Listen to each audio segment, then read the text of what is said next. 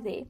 Welcome to my presentation. I have conducted a comparative analysis between Edward Scissorhands and Phantom of the Opera in reference to the Gothic aesthetic and existentialism. This video, however, will only be focusing on the discussion of the first mentioned. Edward Scissorhands is a melancholic fairy tale in which a scientist builds an animated human being but dies before he can finish it. Edward is left with a freakish appearance and scissor blades instead of hands. Saleswoman Peg discovers him and takes him home. Here he falls in love with Peg's daughter. However, despite his kindness and artistic talent, Edward remains an outcast. The film emphasizes binaries like life versus death, joy versus melancholy, and normalcy versus difference. These binaries are depicted through the town's 50s-styled pastel houses, in contrast to Edward's Gothic trope and physical appearance. Gothic-postmodernism destabilizes these accepted oppositions to expose the prejudices of modern society. The irony is that Edward carries more empathy and humanity than the community. Now, existentialism is an area in philosophy that deals with human freedom and meaning. For existentialists like Nietzsche, existence is closely related to freedom in the sense of an active engagement in the world. Existential cinema deals with four dominant themes. The challenge of retaining authenticity in an apathetic and mechanical world. The main feature of Edward is his purity.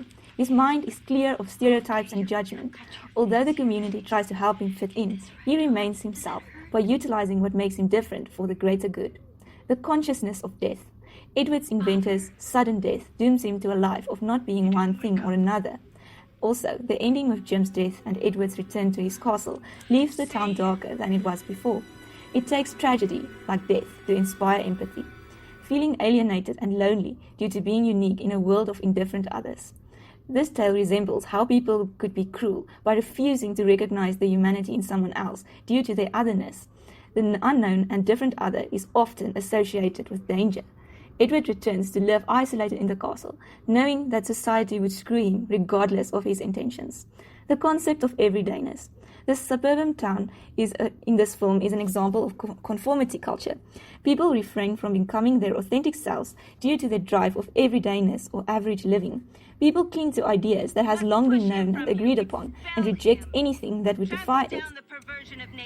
In conclusion, I would like to indicate why I believe Edward remained pure of heart while other Gothic postmodernist characters diverted. Back at the castle, Edward dealt with his existential crisis by finding meaning in life through his creative expressions, while Phantom reverted to nihilistic existentialism in that he found no intrinsic meaning or value in life after losing Christine. I leave you with this question. When faced with life shocks and adversity, will you create meaning for yourself like Edward or divert to the depths of nihilism?